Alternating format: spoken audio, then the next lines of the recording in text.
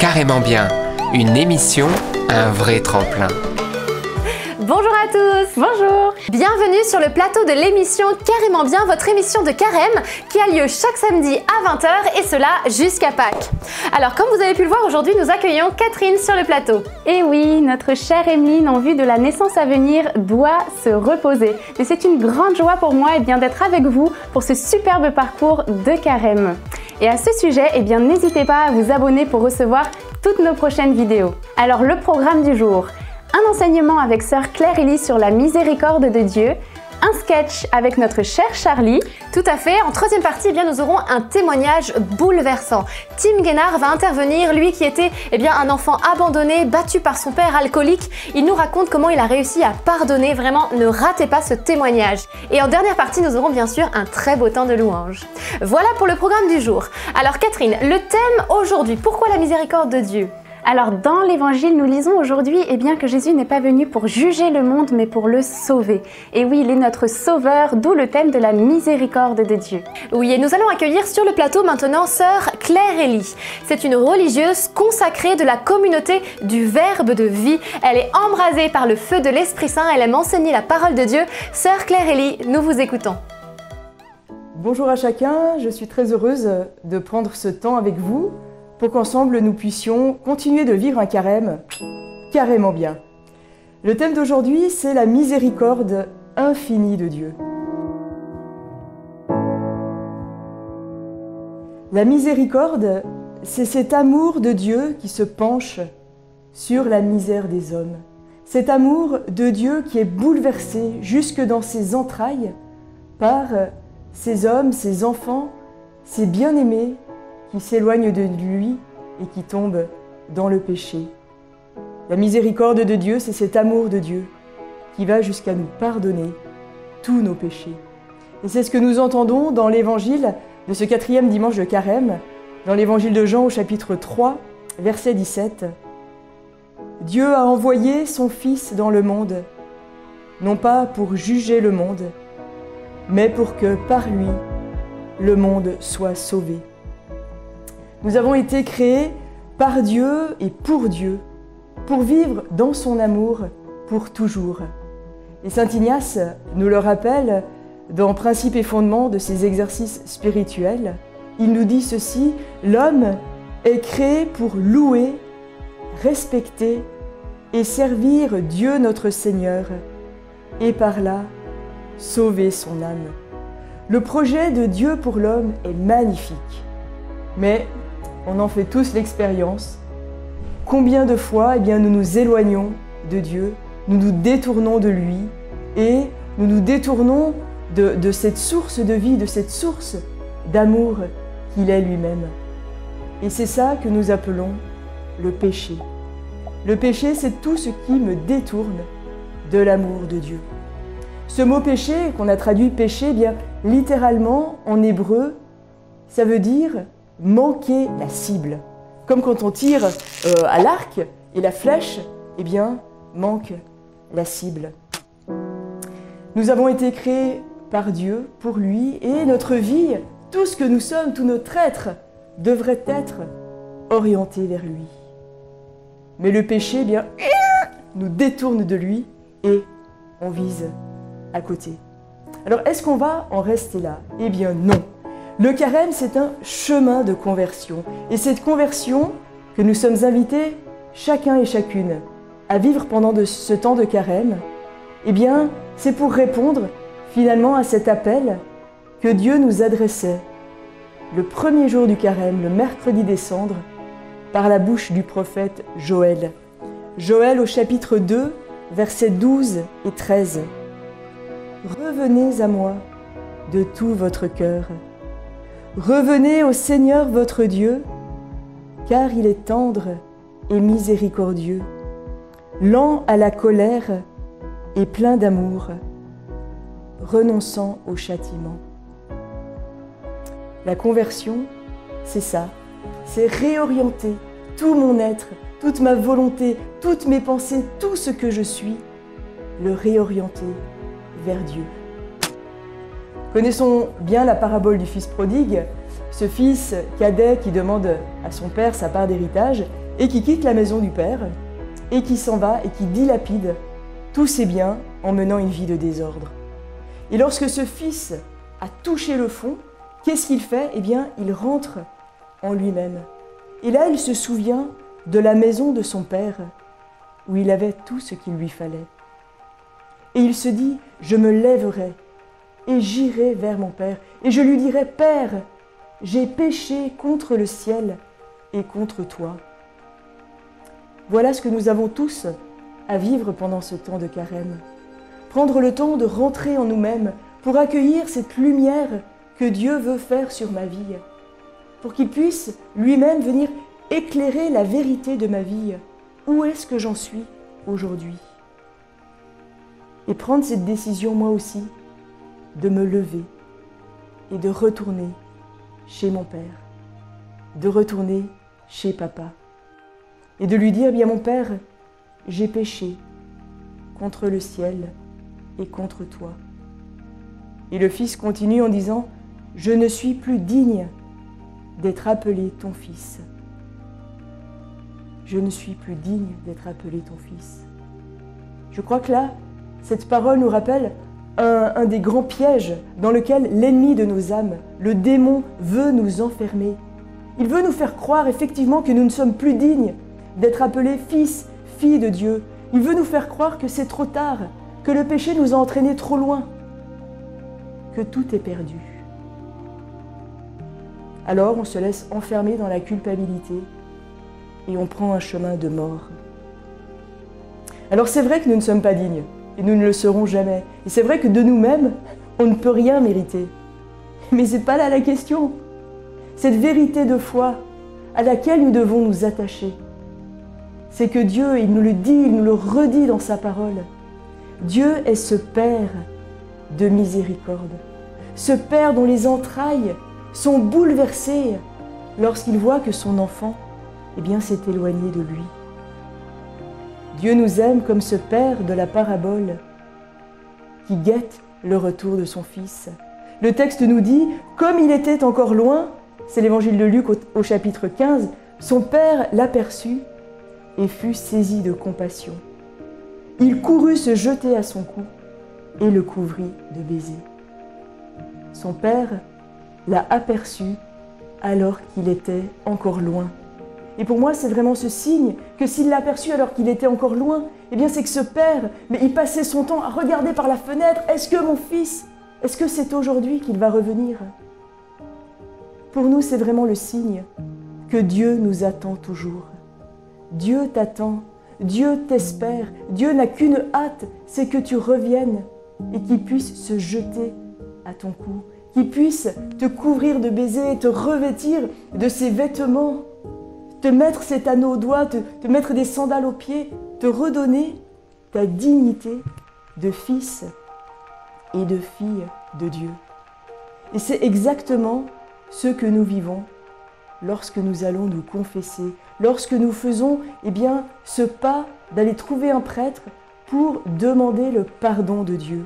Père, Papa, je reviens vers toi. Oui, j'ai péché contre le ciel et contre toi. Mais accueille-moi, Père. J'ai besoin de toi, de ton amour, de ta miséricorde.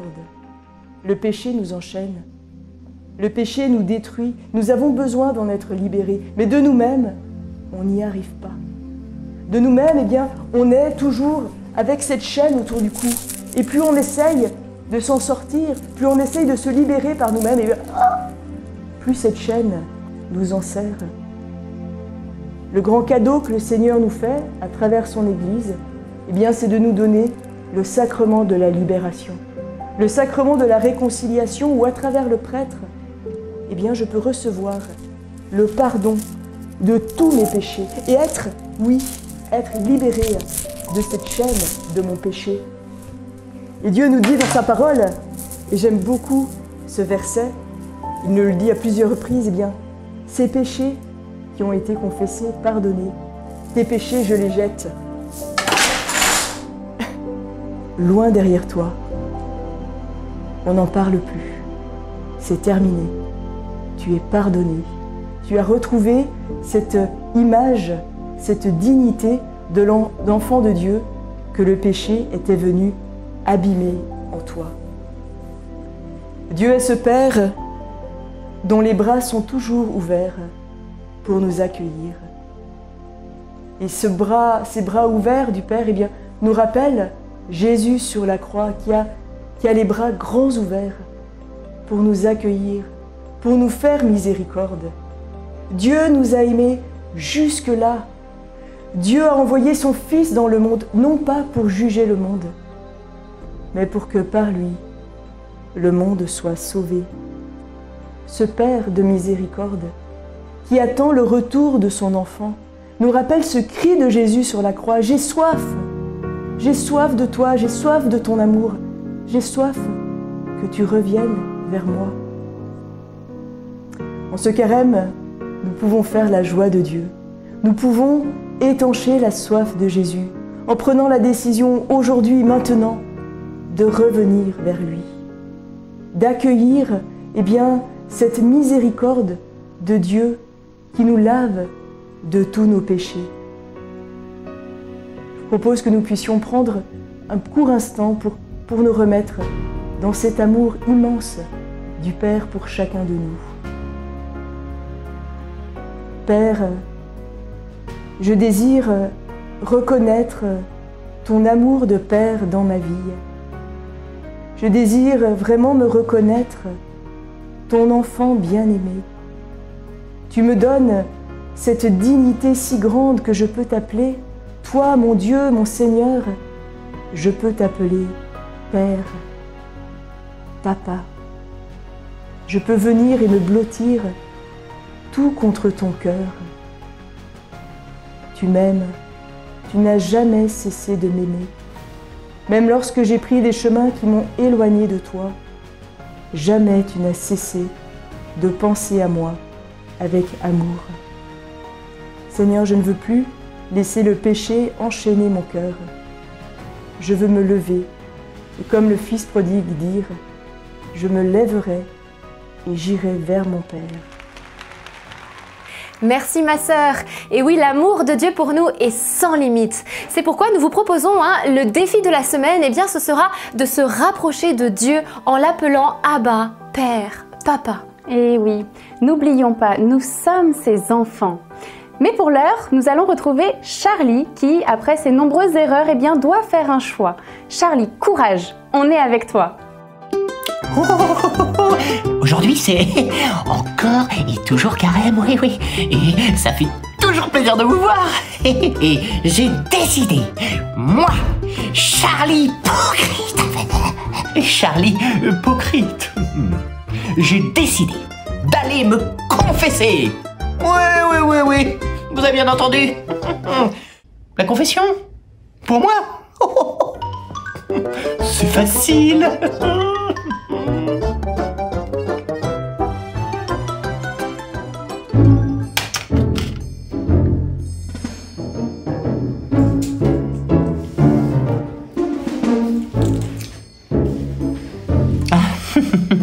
Pour bien se confesser, il faut faire une liste de ses péchés. Ça évite de faire des boulettes. Oh, ça va pas du tout, ça. Moi qui voulais pas faire de boulettes.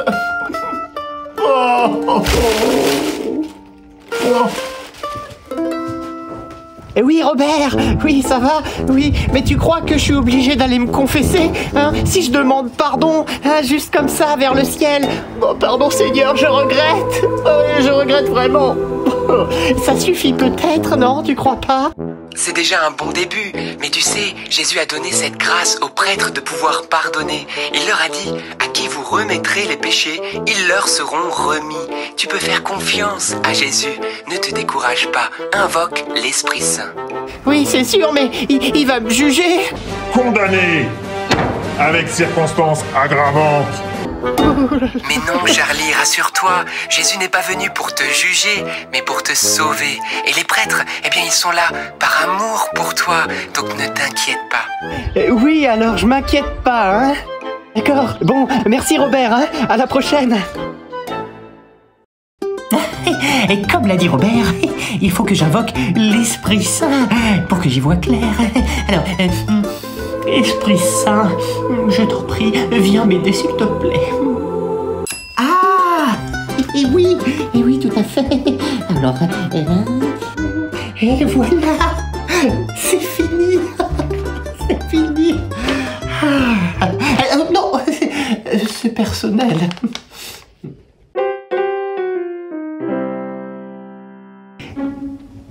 Oui, c'est une petite liste.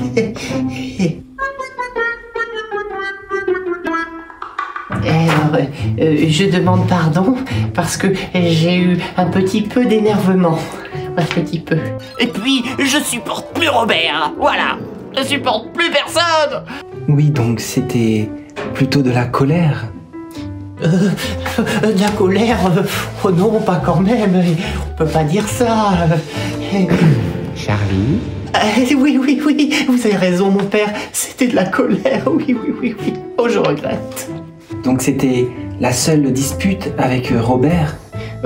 Non, on en a eu d'autres, mais déjà tout petit, il m'embêtait beaucoup. Oh oui.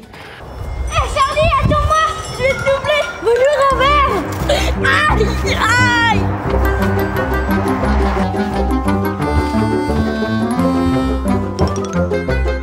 Robert, regarde là-bas! Quoi? Qu'est-ce qu'il y a? Qu'est-ce que tu m'as fait?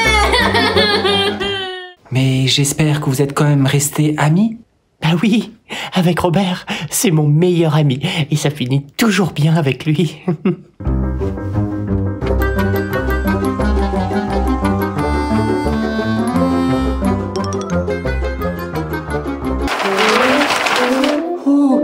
Oh, radin. Ah oui, mais un petit peu radin. Vous voulez parler de l'avarice? Oui, l'avarice, mais ça c'est quand j'étais dans l'église, et puis il y a eu la quête là, et puis j'ai mis le billet, mais elle m'a tapé sur la main, et puis j'ai eu mal, et puis après elle a essayé de reprendre le billet, j'ai tiré, elle a tiré, puis elle m'a tiré après, et puis, mais c'est elle qui a l'avarice, elle. Mais qui a la varicelle? Mais c'est elle qui a l'avarice, elle.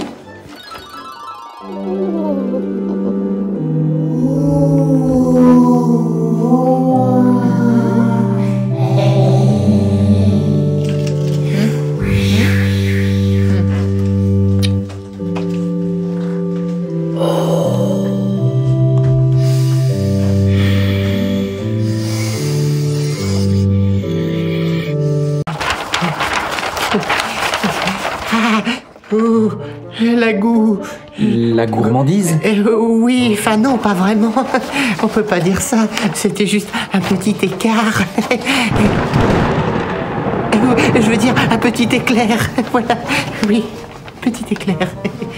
Mais de quel éclair parlez-vous? Un éclair au chocolat en plein carême. Oui. Et ensuite?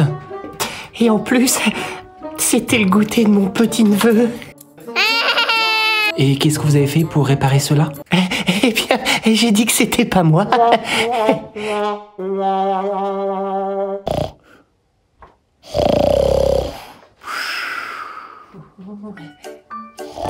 Il dort. Et j'ai été voir Bella. Mais qui? Bella. Mais quoi? Bella, la voyante. Vous n'êtes pas le premier à être tombé dans ces filets. Ah, je vous attendais. Et vous regrettez vraiment? Oui, je regrette vraiment. Ayez confiance, Jésus vous aime, je vais vous donner l'absolution.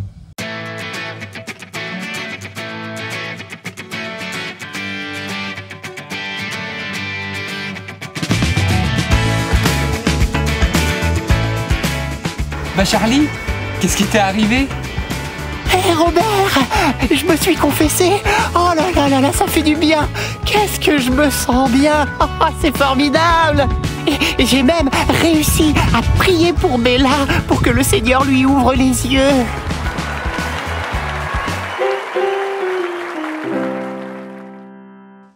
Je vous attendais, ma fille. Ah bon, vous m'attendiez? Vous m'avez reconnu? Mais ma fille, c'est Jésus qui m'a prévenu de votre venue. Bravo Charlie, tu t'es réconcilié avec Dieu. Nous aussi, ne tardons pas à nous jeter dans les bras d'amour du Seigneur, il nous attend. Tout à fait. Alors c'est maintenant l'heure du témoignage. Tim Guénard, vous allez voir, va nous raconter son histoire qui est bouleversante et qui va certainement vous remuer. Il a été abandonné à l'âge de 3 ans par sa mère, recueilli par son père alcoolique qui malheureusement le battait. Il va être livré à lui-même, rongé par la haine. Il va un jour découvrir la grâce de pardonner. Regardez.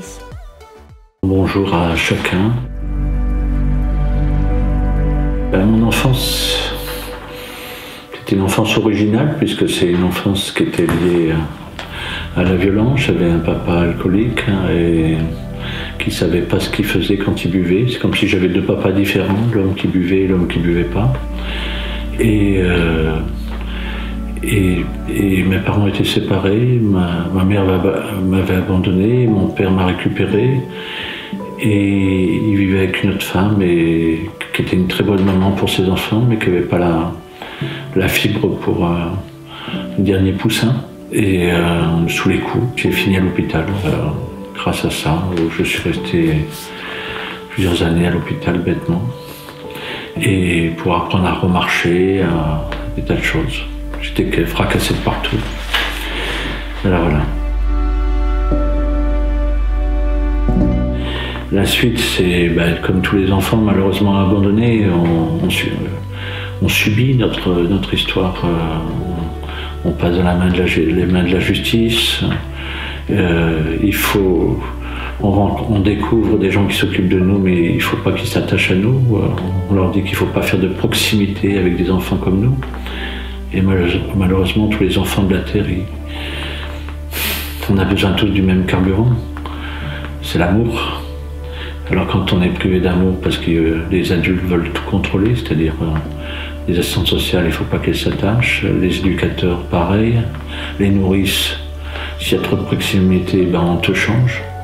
Alors voilà, c'est la découverte de ce qui s'est passé juste après, c'est-à-dire être trimballé de droite à gauche, d'orphelinat chez les nourrices, et chez les nourrices, on ne peut jeter pas un enfant de cœur non plus, il ne faut pas idéaliser. Comme tous les enfants fracassés, on a des réactions. L'enfant qui est aimé, il est attendu, celui qui n'est pas aimé, il se fait entendre. Et j'ai fait partie de ces enfants qui n'étaient pas fastoches, faciles. Et du coup, je me suis sauvé, j'ai vécu dans la rue. En fin de compte, c'est le seul endroit où je me suis senti quelque part renaître. C'est là où j'ai commencé à faire une belle rencontre, un clochard qui m'a appris à lire, qui s'appelle Monsieur Léon. Et c'est la première personne dans fin de compte que j'ai découvert qu'il y avait de l'humanité en lui.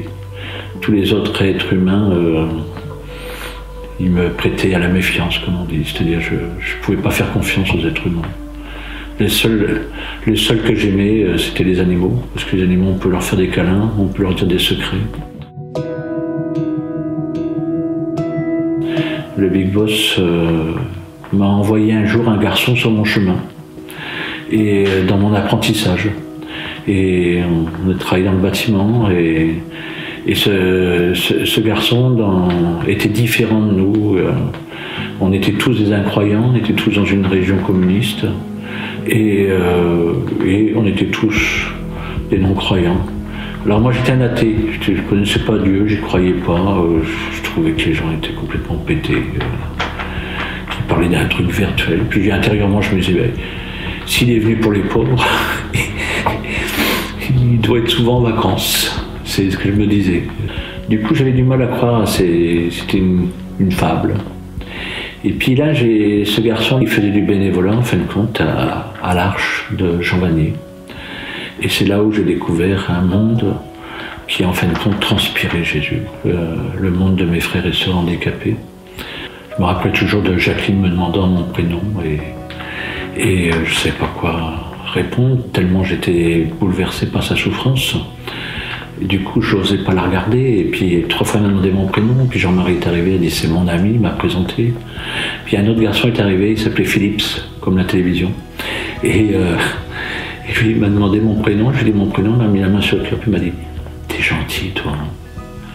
Et tu vois, il fallait que je rencontre soi-disant un handicapé avec une bouche, avec des mots qui sortaient pas facilement de sa bouche, et qui osait me dire ce que les gens qui avaient des bouches normales, soi-disant, ne m'avaient osé jamais dit gratuitement.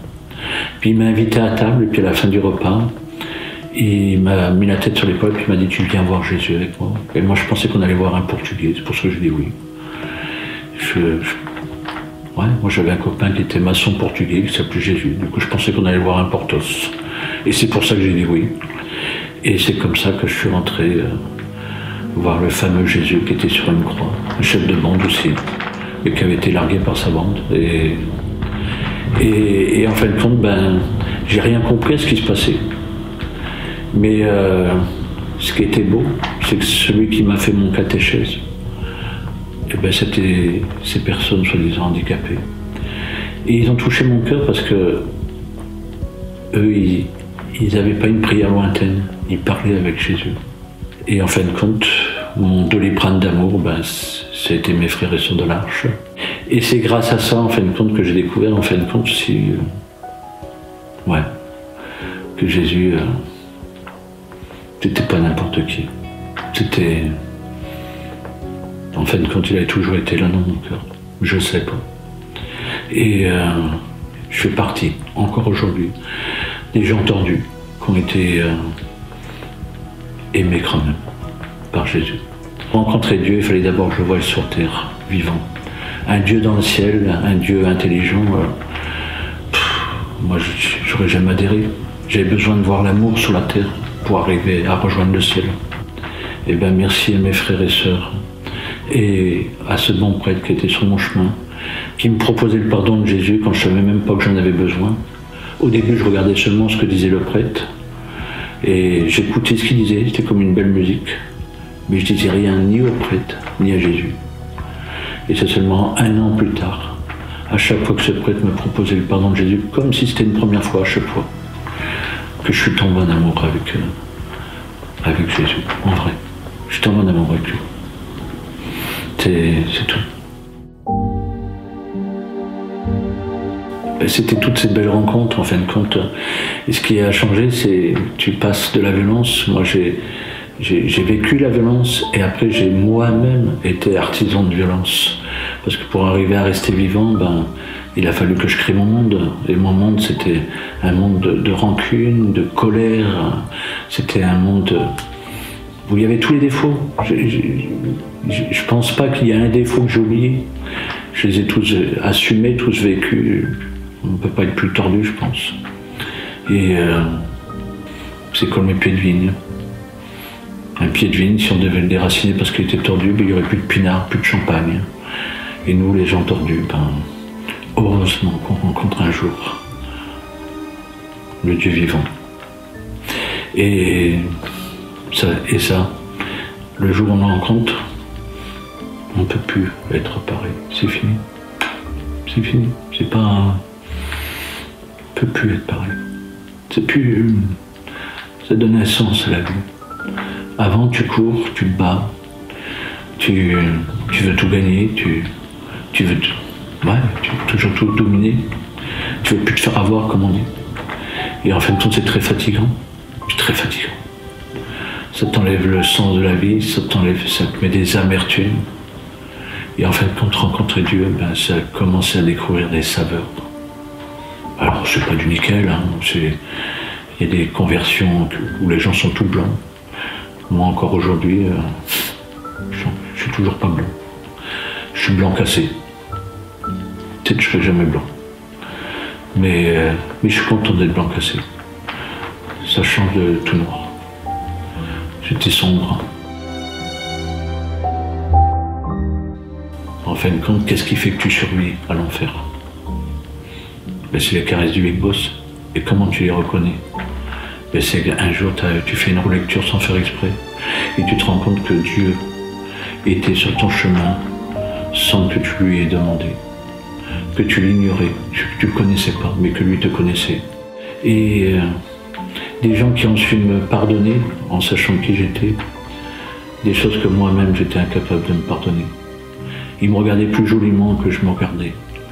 Et je me suis rendu compte qu'en fin de compte, le Jésus là sur sa croix, il s'était cassé de sa croix et pour justement rejoindre tous les gens tordus comme moi et donner un sens.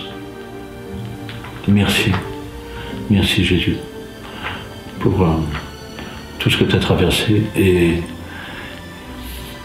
d'être toujours vivant dans le cœur de ceux qui sont morts vivants. Et en fin de compte, rencontrer Dieu, c'est quelque part c'est renaître. Le 23 décembre, j'ai été opéré du cœur, c'était pas prévu, j'ai fait une visite pour voir mes coronaires et tout, puis je pensais que c'était une visite. Puis en fin de compte de la visite, je me suis retrouvé à être opéré parce que j'allais mourir d'une mort subite. Et en fin de compte, j'étais prêt à mourir. Ça faisait plusieurs mois que je chantais la mort tourner autour de moi. Je sentais que j'étais fatigué, que j'avais des grosses fatigues. Et j'étais prêt. J'en ai un peu voulu à mon réveil. Parce qu'en fin de compte, j'aurais été content d'être devant le Big Boss. J'avais pas peur, moi, de la mort. Je l'attendais avec joie. Et d'un seul coup, on me dit que j'étais reparti pour longtemps. Et en fin de compte, tu te rends compte, j'ai pris conscience qu'on devait prier, qu'on devait demander de vivre une bonne mort. Et une bonne mort, c'est pas une mort facile. Mais c'est tout simplement d'avoir le temps de faire l'inventaire, c'est-à-dire de se préparer.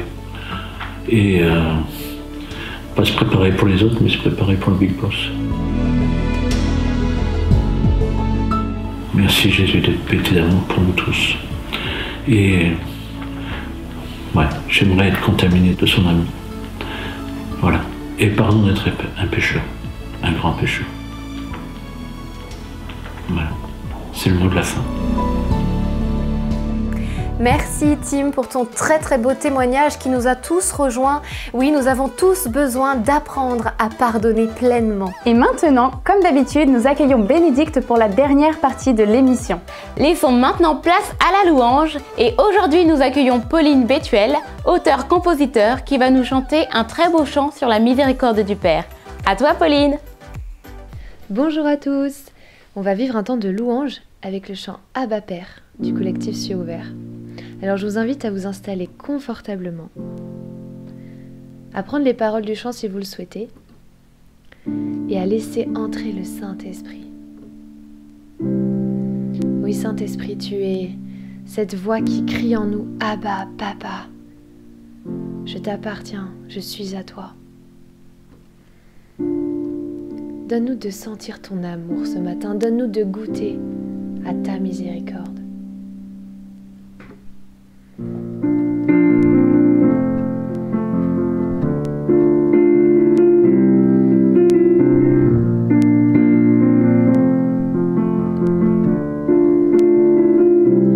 Bien avant le chant qui créa l'univers, bien avant l'esprit qui planait sur la terre, bien avant que tu me formes de la poussière, tu rêvais du jour où tu pourrais m'aimer. Bien avant les premiers battements de mon cœur,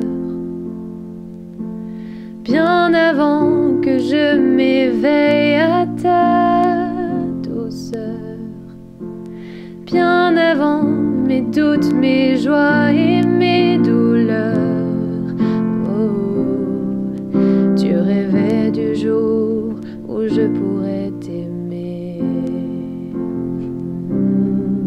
Tu rêvais du jour où je pourrais t'aimer. Abba Père, je suis à toi. Abba Père, je suis à toi. Abba Père, je suis à toi.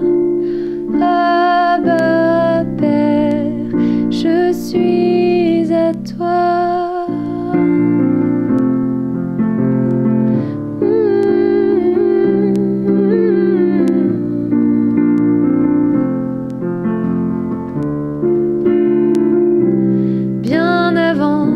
Jésus marche sur la terre. Bien avant le Fils qui nous montre le Père. Bien avant que les yeux sur moi soient ouverts. Oh, oh, oh. Tu rêvais du jour où tu pourrais m'aimer. Bien avant que mon péché brise ton cœur. Bien avant que coule le sang et la sueur. Bien avant les clous, le froid et la douleur. Ah, tu rêvais du jour où je pourrais t'aimer. Oh, tu rêvais du jour où je pourrais t'aimer. Abba Père, je suis à toi. Merci Seigneur. Abba Père, je suis à toi. Abba Père, je suis à toi. Abba Père, je suis à toi. Abba Père, je suis à toi. Abba Père, je suis à toi. Abba Père, je suis à toi. Abba Père, je suis à toi.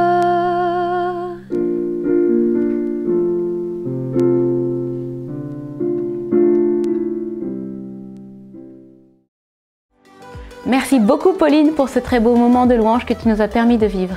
Voilà, c'est la fin de l'émission, mais nous nous retrouvons samedi prochain, 20h. Tout à fait, et le thème sera celui des plans de Dieu sur notre vie, les plans de Dieu sur ta vie. Et oui, le Seigneur a des plans de bonheur pour chacun d'entre nous. Nous vous disons au revoir et à samedi prochain. À samedi. À samedi.